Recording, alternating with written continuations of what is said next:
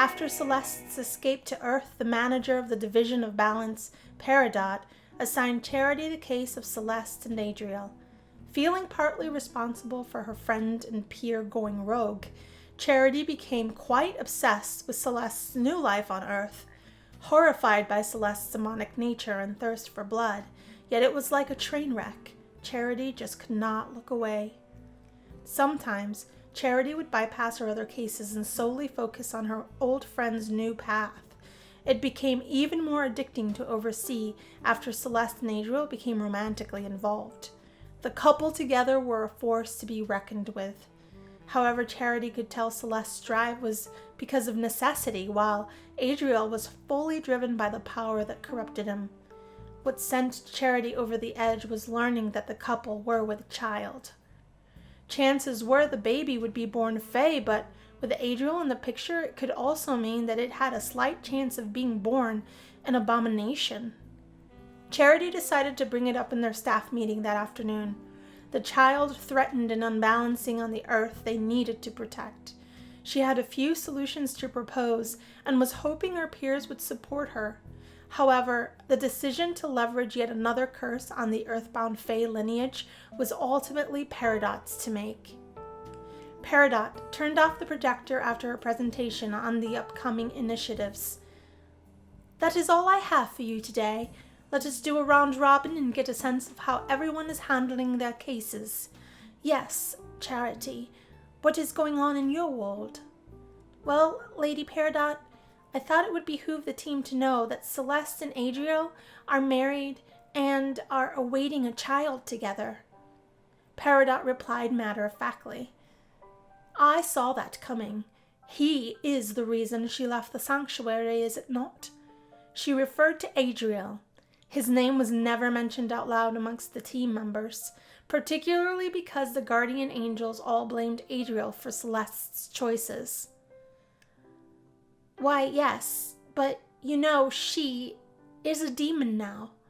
The room gasped in shock at the realization. It may have been a fact to Peridot and Charity, but the others were never given the full details of the situation regarding Celeste. Peridot remained calm and graceful, even though the room was still gasping at the news of Celeste. "Yes, I was aware." Charity shifted uncomfortably in her seat. She realized she blurted private and confidential information, but she couldn't back down now. "Well, Adriel walked in while one of her feet got out of hand and the human died." Peridot stood up abruptly at the news, dumbfounded and confused. "There is no death on Earth. Are you saying this human did not teleport to the Garden of Life upon its end?" Charity gulped and with sweaty hands continued. "Well, you see, Adriel had an exchange with Celeste. He now possesses some Fae magic within him. As such, he now has the capability of ripping souls from human bodies." The room gasped again in horror. The news was inconceivable. Peridot began to pace with contemplation at the news and quickly started to brainstorm the whys this phenomenon could have occurred. "This is most disturbing, Charity. There is no way a human can steal Fae essence so easily. It is a preposterous notion and highly unlikely." Charity caught Peridot's pause. She had her assumptions as to why Adriel was able to steal Fae essence. She was no scholar on the topic, but she knew other beings that were. Therefore, Charity gathered more boldness and offered her hypothesis on the matter and potential solutions. She stood up before her peers and addressed the entire team of guardian angels. "I am mostly to blame for this matter." The crowd in attendance tried to interrupt her, but she proceeded. "Please, listen. Celeste tried to get help for Adriel, and I did not give it the priority it deserved at the time. I am going to do my best to help stave off another disaster. Humanity does not deserve it, but Celeste is still our sister, and we must help her any way we can." The crowd became silent as Charity's words struck a chord with them all. "I believe I know why the exchange occurred between the couple. I'm no expert in the matter, but I took it upon myself to consult the ECD. It was Peridot's turn to gasp. She turned 100 shades of red due to embarrassment. It was not customary to have a balance supervisor pull rank on her manager. It simply was not protocol. The Emotions and Conduct Division? Why did you go over my head? Why did you not come to me first? Again, I do apologize, yet I felt it urgent to find out if my suspicions were true. Please understand I feel responsible. Charity continued, not allowing Peridot an opportunity to argue.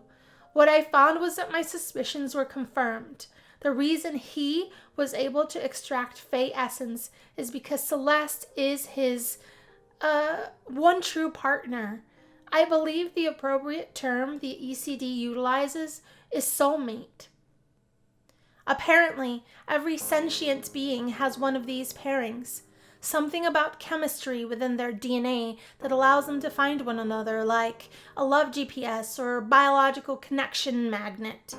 Regardless, now that he has stolen Fey essence from his soulmate, he can continue to extract magic at will from any magical being. It's like a pass, if you will. Once you gain access, you have access to it forever. Peridot blinked and remained shaken. The others were equally as shocked. Charity had everyone in the room riveted and uncomfortably quiet, so she resumed cautiously in order to be distinctly heard. My concern, Lady Peridot, is that these soulmate pairings do not occur in Celeste's future lineage. I'm requesting permission to manipulate their heart with mates of our choosing, less risky pairings, if you will. That is, if this child is not born an abomination. If it is, I strongly recommend termination, for the sake of humanity. At the words termination, Peridot flinched. The thought of taking someone's life was not at the top of her list of things to do.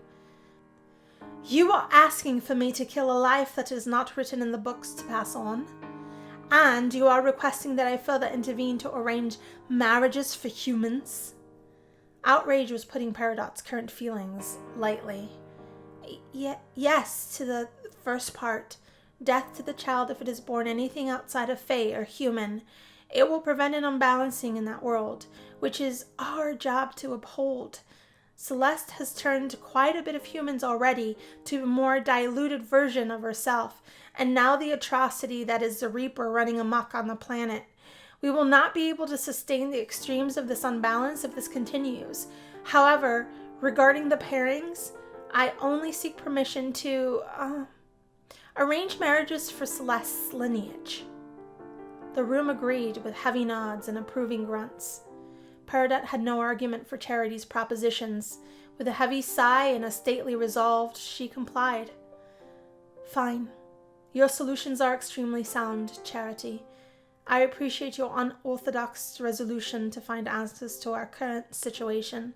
However, assigning and arranging marriages, we are simply not equipped to handle.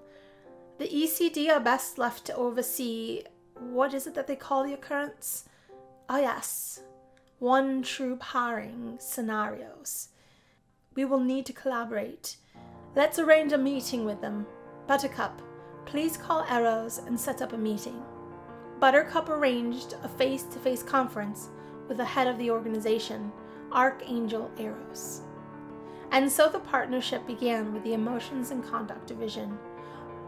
Once they determined Celeste and Adriel's child was Fey and not an abomination, the ECD agreed to the terms and conditions to ensure they safeguarded humanity together. Celeste's lineage would undergo a fourth set of restrictions starting that day, a forced pairing with someone other than their soulmate.